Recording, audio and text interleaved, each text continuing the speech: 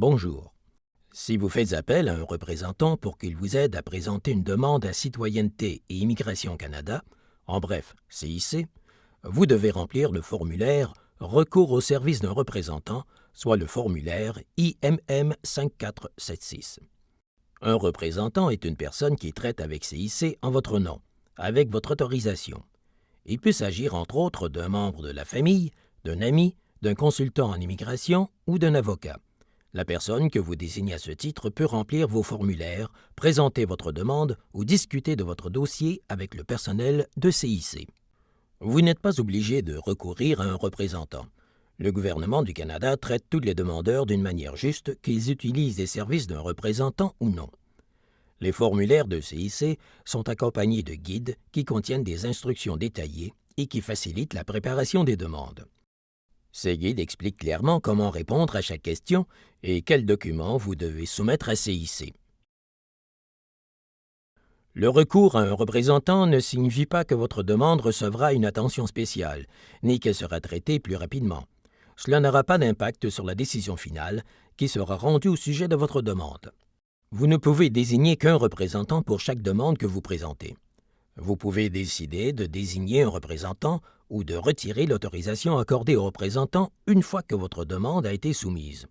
Dans ce cas, vous devez remplir et nous envoyer le formulaire IMM 5476 afin de nous informer que vous avez changé de représentant ou que vous ne voulez plus faire appel au service d'un représentant. Voyons maintenant en détail comment remplir le formulaire « Recours au service d'un représentant ». Répondez à chaque question en tapant les renseignements requis dans l'espace prévu à cette fin. Chaque fois que vous cliquez sur une case à cocher, un crochet apparaît. Vous pouvez sauvegarder le formulaire dans votre ordinateur. Si vous êtes prêt, remplissez le formulaire tout en suivant la vidéo. Vous pouvez appuyer sur pause au besoin, puis reprendre la lecture au fur et à mesure que vous répondez aux questions. N'oubliez pas que le centre vidéo de notre site Web contient d'autres tutoriels pratiques qui vous aideront à remplir votre demande. Nous vous invitons à les consulter. Ouvrez le formulaire IMM 5476 à l'écran et commençons. Tout d'abord, voulez-vous désigner un représentant?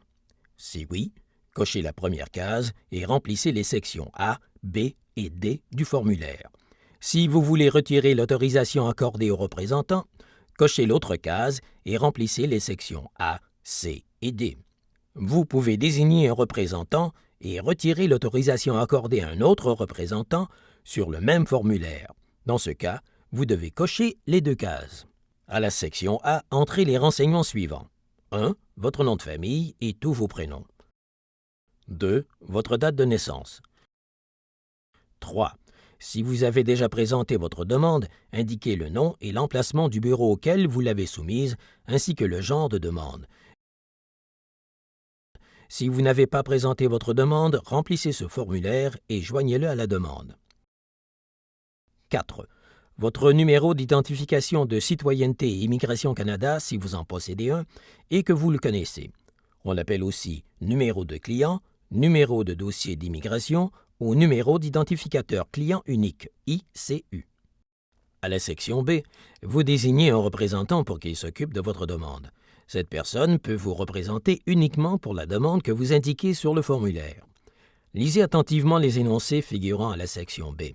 Assurez-vous que vous les comprenez bien et qu'ils s'appliquent à votre cas. 5. Indiquez le nom de famille et tous les prénoms de votre représentant. 6. Si votre représentant n'est pas rémunéré ni récompensé, cochez la case qui correspond à sa situation. Les représentants non rémunérés comprennent les amis, les membres de la famille et les membres de groupes qui ne sont pas payés pour vous aider. Il peut aussi s'agir d'un avocat, d'un consultant ou d'un notaire du Québec, si cette personne n'exige pas de frais pour vous représenter. Si vous avez rémunéré ou récompensé votre représentant, ou si vous allez le faire, il doit être membre d'un des groupes mentionnés. Cochez la case appropriée et indiquez son numéro de membre ainsi que la province ou le territoire, le cas échéant. Si vous nommez un représentant rémunéré ou récompensé qui n'est pas membre d'un des groupes mentionnés, nous vous retournerons votre demande. 7. Inscrivez les coordonnées de votre représentant, nom de l'entreprise ou de l'organisation s'il y a lieu. Adresse postale, code postal, numéro de téléphone, numéro de télécopieur et adresse électronique.